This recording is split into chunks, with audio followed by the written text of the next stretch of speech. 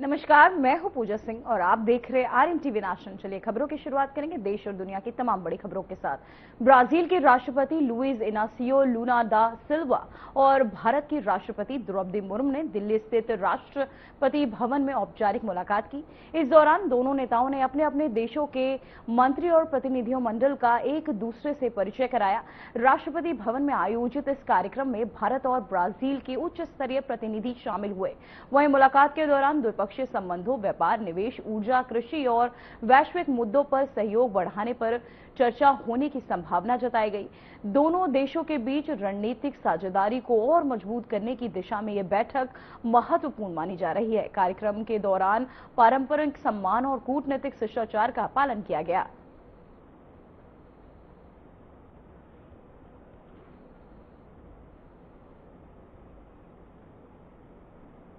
तो वहीं राष्ट्रपति द्रौपदी मुर्मू ने राष्ट्रपति भवन में संयुक्त राष्ट्र के महासचिव एंटोनियो गुटेरेस से भेंट की। इस दौरान दोनों नेताओं ने वैश्विक मुद्दों, अंतर्राष्ट्रीय सहयोग और विकासशील देशों के हितों पर चर्चाएं की। मुलाकात में द्विपक्षीय संबंधों को मजबूत बनाने, जलवायु परिवर्तन, सतत विकास और वैश्विक शांति के महत्व पर भी विचार विमर्श हुआ।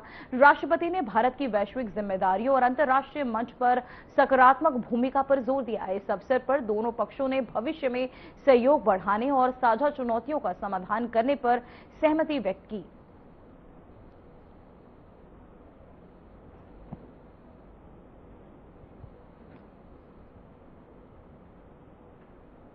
तो वहीं प्रधानमंत्री नरेंद्र मोदी ने ब्राजील के राष्ट्रपति लुइस इनासियो लूला डा सिल्वा के साथ प्रतिनिधिमंडल स्तर की महत्वपूर्ण वार्ता की।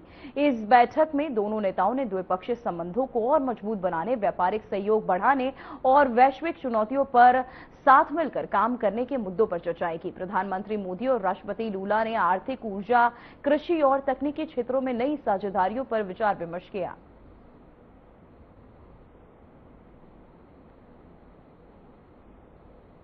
तो वहीं प्रधानमंत्री नरेंद्र मोदी ने ब्राजील के राष्ट्रपति लुइस इनासियो लूला डा सिल्वा के साथ संयुक्त प्रेस कॉन्फ्रेंस को संबोधित करते हुए कई घोषणाएं की। प्रधानमंत्री मोदी ने कहा कि हर समस्या का समाधान संवाद और कूटनीति के माध्यम से होना चाहिए। भारत और ब्राजील ने आतंकवाद और उसके समर्थकों को मानवता के शत्रु करार दिया। दोनों देशों ने वैश्विक संस्थानों में सुधार के लिए मिलकर काम करने में सहमति जताई। आगे पीएम ने क्या कुछ कहा, चलिए आपको सुनाते हैं। Brazil work together, the voice of Global South becomes stronger and more confident. हमारा मानना है कि हर समस्या का समाधान डायलॉग और डिप्लोमेसी के माध्यम से होना चाहिए। भारत और ब्राजील एक मत है कि आतंकवाद और उसके समर्थक पूरी मानवता के शत्रु है। हम इस बात पर भी सहमत है कि वर्तमान समय की चुनौतियों से निपटने के लिए वैश्विक संस्थानों का रिफॉर्म अत्यंत आवश्यक है। हम इस दिशा में भी मिलकर प्रयास करते रहेंगे। एक्सेलेंसी, मुझे पूरा विश्वास है कि आपकी यह यात्रा हमारी रणनीतिक साझेदारी को और गहराई देगी और आने वाले वर्षों में सहयोग के नए आयाम स्थापित करेगी। मैं एक बार फिर आपकी यात्रा और आपकी गहरी मित्रता के लिए हृदय से आभार व्यक्त करता हूं। बहुत बहुत धन्यवाद। मैं तो ओब्रिगाडो। क्रिटिकल मिनरल्स और रेयर अर्थ में जो समझौता हुआ है वो रेजिलिएंट सप्लाई चेन्स के निर्माण में एक बहुत बड़ा कदम है। डिफेंस के क्षेत्र में भी हमारा सहयोग निरंतर बढ़ रहा है।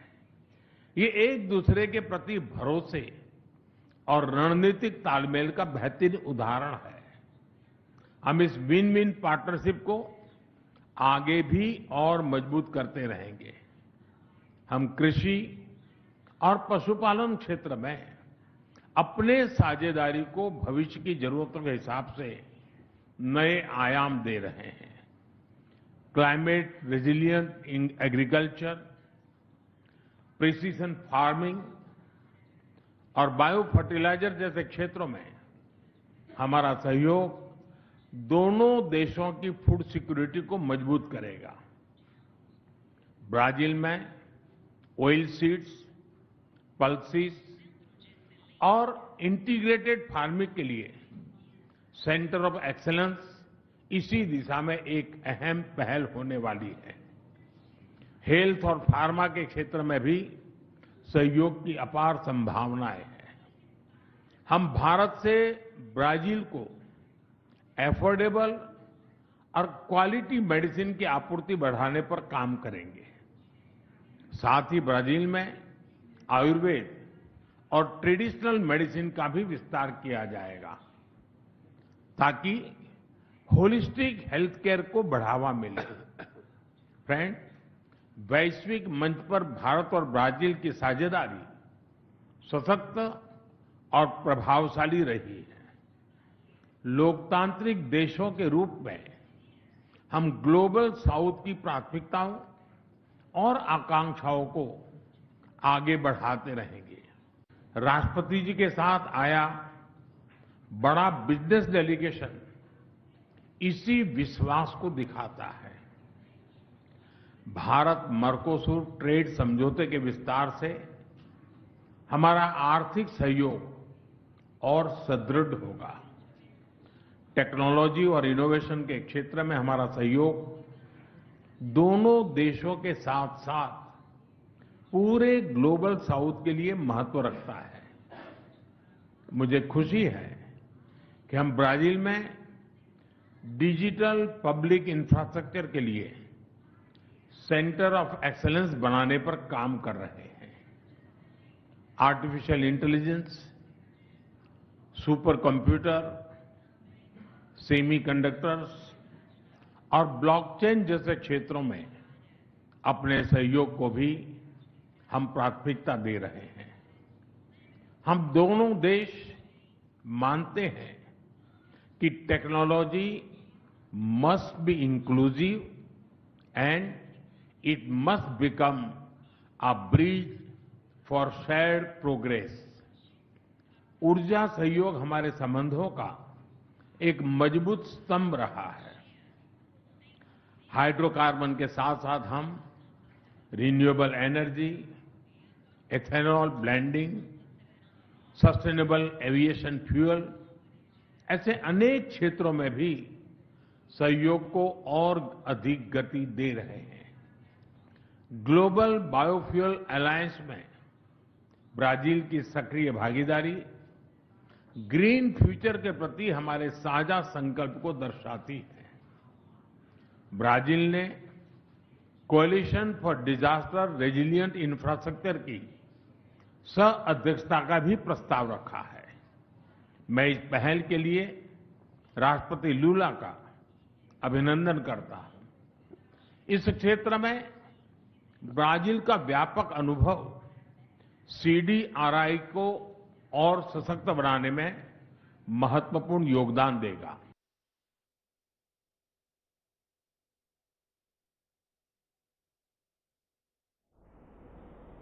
तो वहीं विदेश मंत्री एस जयशंकर ने शनिवार को ब्राजील के राष्ट्रपति लुइस इनासियो लूला दा सिल्वा के साथ मुलाकात की। भारत ब्राजील रणनीतिक साझेदारी को आगे बढ़ाने के लिए उनके मार्गदर्शन की सराहना की। जयशंकर ने मुलाकात के बाद एक्स पर एक पोस्ट में कहा, भारत की राजकीय यात्रा पर आए ब्राजील के राष्ट्रपति लुइस इनासियो लूला दा सिल्वा से मिलकर सम्मानित महसूस कर रहा हूं।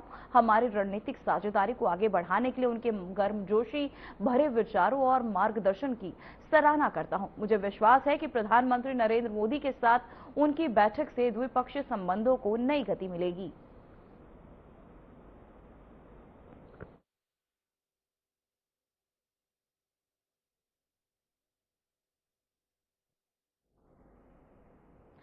तो वहीं केंद्रीय गृह मंत्री अमित शाह असम के गुवाहाटी में केंद्रीय रिजर्व पुलिस बल के स्थापना दिवस कार्यक्रम में शामिल हुए। इस दौरान गृह मंत्री के साथ असम के सीएम हेमंत बिस्वा शर्मा भी मौजूद रहे। केंद्रीय गृह मंत्री शाह ने सभा संबोधित किया। वहीं अमित शाह ने कहा कि सीआरपीएफ में अपने उत्कृष्ट प्रदर्शन, शौर्य, धैर्य, वीरता और बलिदान के साथ देश की आंतरिक सुरक्षा को मजबूत कर रही है। उन्होंने कहा कि देश की आंतरिक सुरक्षा की कल्पना सीआरपीएफ के बिना नहीं की जा सकती। वहीं उन्होंने 46 साल में सीआरपीएफ ने इस देश की आंतरिक सुरक्षा को मजबूत स्तंभ, अपनी कर्तव्य परायणता के कारण बनकर परफॉर्म भी किया है और परिणाम भी दिए। उन्होंने कहा कि इस प्रक्रिया में 2270 जवान अपना सर्वोच्च बलिदान दे चुके हैं। गृह मंत्री ने सभी जवानों के नमन करते हुए कहा कि उनकी कर्तव्य परायणता और बलिदानी जज्बे के कारण ही कई मौकों पर देश को बचाने का काम, देश को सुरक्षित रखने का काम सीआरपीएफ के जवानों ने किया है। देश को सुरक्षित करने का काम सीआरपीएफ के जवानों ने किया है। मित्रों, 11-12 साल पहले इस देश में 3 बड़े हॉटस्पॉट थे जो देश की आंतरिक सुरक्षा के लिए नासूर बनकर उभरे थे। जम्मू कश्मीर, वामपंथी उग्रवाद माओवादी क्षेत्र और हमारा उत्तर पूर्व। और आज तीनों जगह पे कमोबेश शांति स्थापित करने में हमें सफलता मिली है।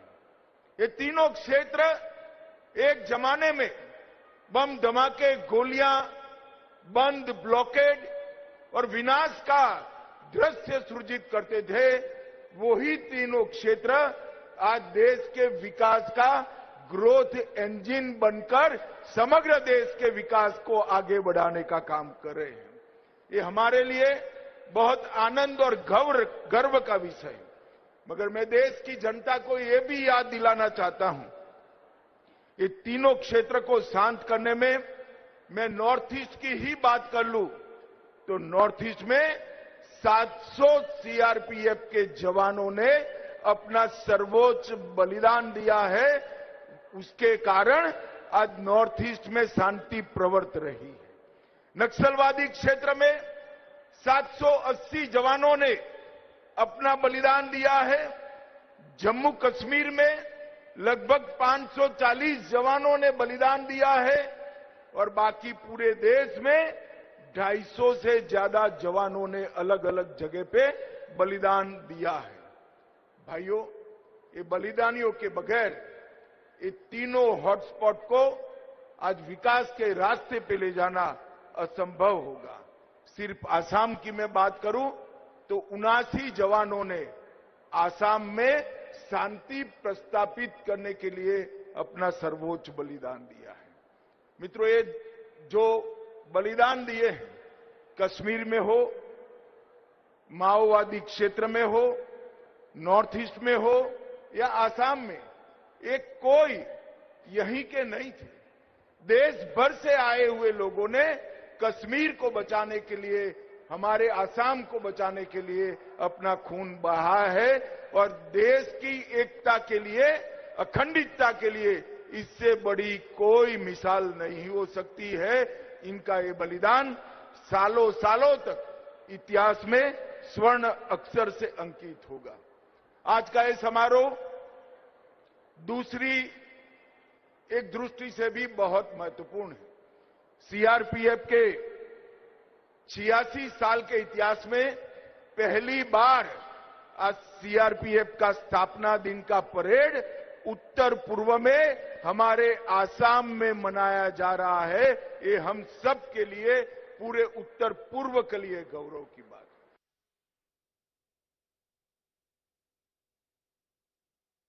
तो वहीं केंद्रीय स्वास्थ्य मंत्री जेपी नड्डा ने सेंट्रल रिसर्च इंस्टीट्यूट कसौली में टीडी वैक्सीन लॉन्च कार्यक्रम में महत्वपूर्ण बयान दिया। उन्होंने कहा कि हमारा यूनिवर्सल न्यूट्राइजेशन प्रोग्राम दुनिया का सबसे बड़ा वैक्सीनेशन अभियान है।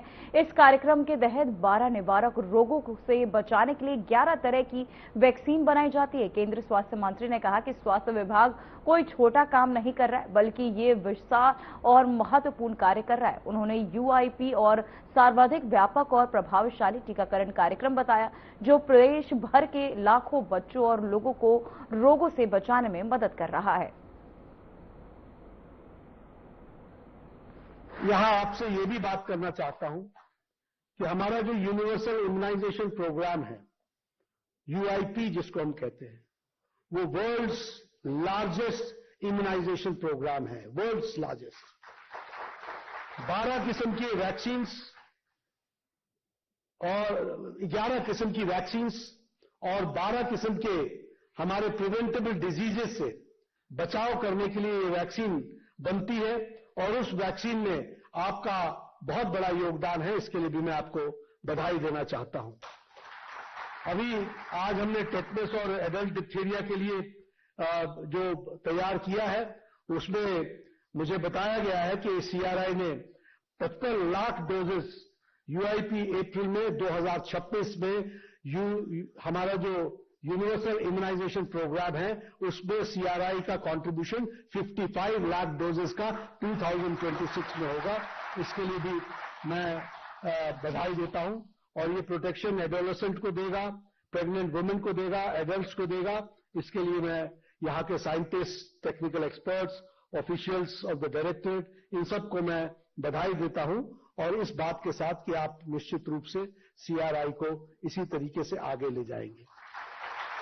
मित्रों, सिर्फ आपकी समझदारी के लिए आपका कंट्रीब्यूशन कितना है, मैं आपको सिर्फ यूनिवर्सल इम्यूनाइजेशन प्रोग्राम की थोड़ी बेसिक्स बता देना चाहता हूं। हम सब लोग स्वास्थ्य विभाग के बारे में चर्चा करते हैं तो कभी कोई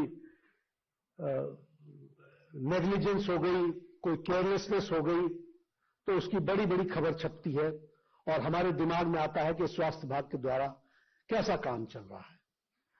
मैं उसके लिए बुरा नहीं मानता हूं क्योंकि नेग्लिजेंस को ध्यान में लाना हमारे पत्रकार बंधुओं का काम है और हमें उसको ठीक करना जरूरी भी है। लेकिन स्वास्थ्य विभाग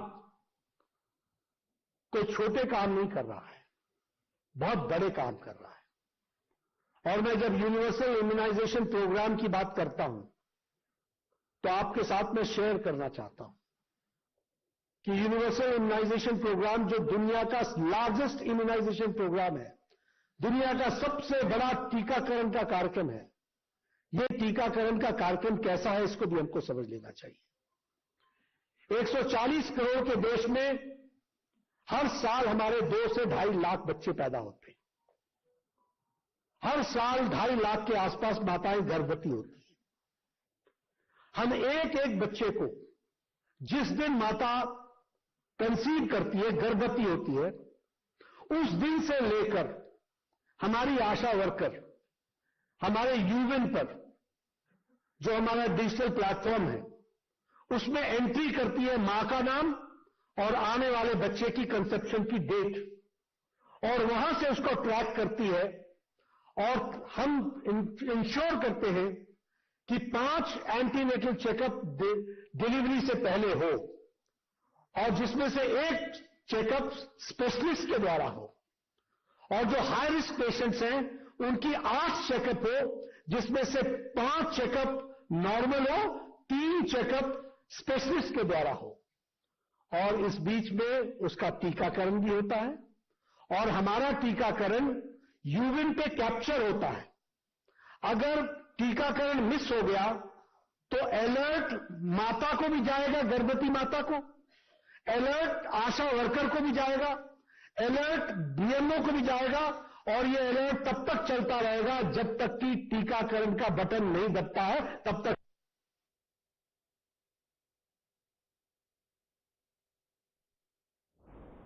तो वहीं केंद्रीय मंत्री अश्विनी वैष्णव ने एआई समिट के दौरान यूथ कांग्रेस के कार्यकर्ताओं के हंगामे पर कड़ा विरोध जताया। उन्होंने कहा कि समिट में कई टेक्निकल सॉल्यूशंस पेश किए गए और स्टार्टअप्स में शानदार प्रदर्शन किया। समिट के 5वें दिन भी उत्साह और जोश देखा गया। अश्विनी वैष्णव ने बताया कि जब उन्होंने कई प्रदर्शकों से बातचीत की तो सभी ने यूथ कांग्रेस के प्रदर्शन को शर्मनाक बताया। उन्होंने कहा कि इस घटना से स्पष्ट होता है कि कांग्रेस राजनीति में कितना नीचे गिर रही है। केंद्रीय मंत्री ने आरोप लगाया कि कांग्रेस पार्टी युवा विरोधी रवैया अपनाए हुए है। सारे अच्छे टेक्निकल सॉल्यूशंस यहाँ पर प्रेजेंटेड हैं। बहुत सारे स्टार्टअप्स हैं जिन्होंने बहुत अच्छा काम किया है और आज भी 5वें दिन भी बहुत अच्छा उत्साह है। बहुत सारे यंग स्टूडेंट्स यहाँ पर आए हुए हैं जो कि सब टेक्निकल एग्जीबिशंस में पार्टिसिपेट कर रहे हैं। मैंने कई एग्जीबिटर्स से बात भी अभी की कि कल जो यूथ कांग्रेस के जो रकस यहाँ पे क्रिएट करने की कोशिश की, उसको सब ने इनवेरिएबली शेमफुल कहा है, किसी ने बहुत स्ट्रांग वर्ड्स भी यूज किए हैं। और जिस तरह से भारत की प्रतिष्ठा को कम करने का प्रयास कांग्रेस हमेशा करती है, वो बहुत ही शर्मनाक है। और किसी भी पैरामीटर पे इस तरह की हरकत करना उनकी राजनीति जैसी जो गिरावट है उनकी राजनीति में, वो दर्शाती है। वहीं बीजेपी के राष्ट्रीय अध्यक्ष नितिन नवीन ने अहमदाबाद में भद्रकाली माता जी मंदिर में पूजा अर्चना की। नितिन नवीन ने मंदिर में भक्ति भाव के साथ देवी भद्रकाली की पूजा की। इस दौरान उन्होंने मंदिर और धार्मिक स्थलों के महत्व पर भी जोर दिया। ये कार्यक्रम न केवल धार्मिक था, बल्कि राजनीतिक दृष्टि से भी महत्वपूर्ण माना जा रहा है, क्योंकि नेताओं द्वारा धार्मिक आयोजनों में शामिल होना अक्सर सामाजिक और जनसंपर्क का संकेत देता है।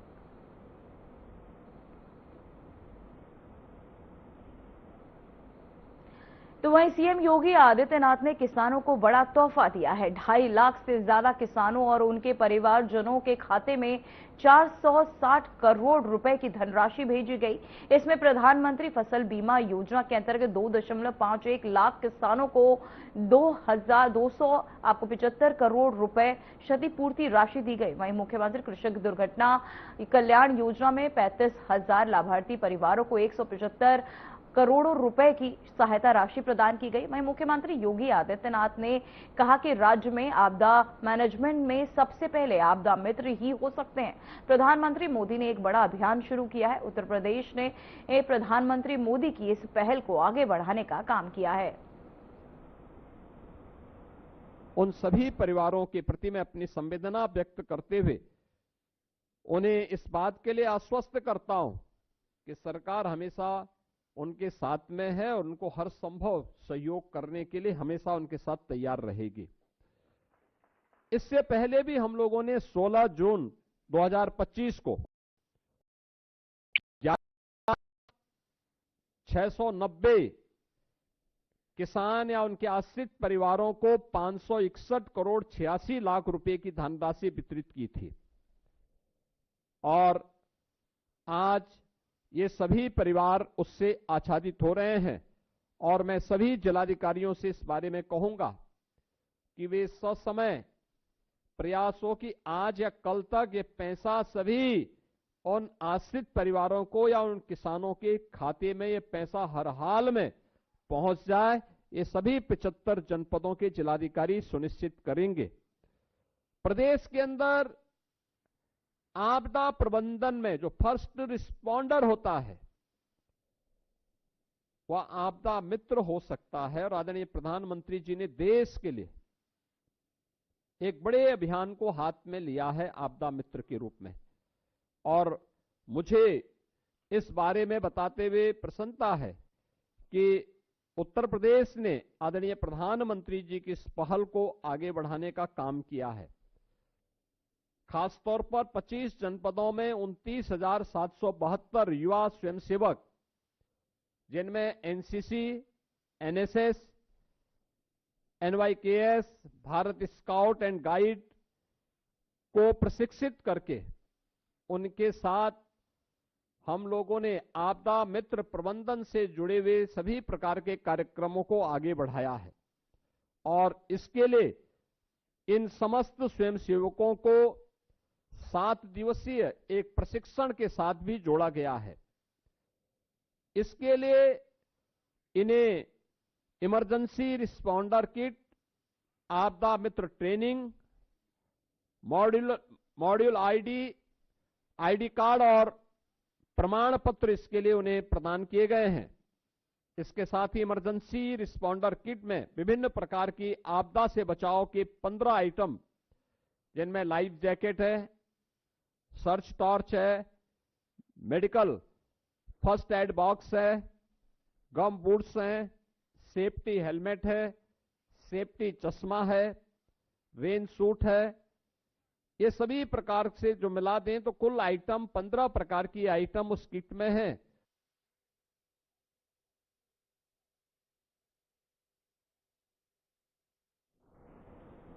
फिलहाल देश और दुनिया की तमाम बड़ी खबरों में इतना ही। देखते रहिए आरएन टीवी नेशनल। मुझे दीजिए इजाजत। नमस्कार।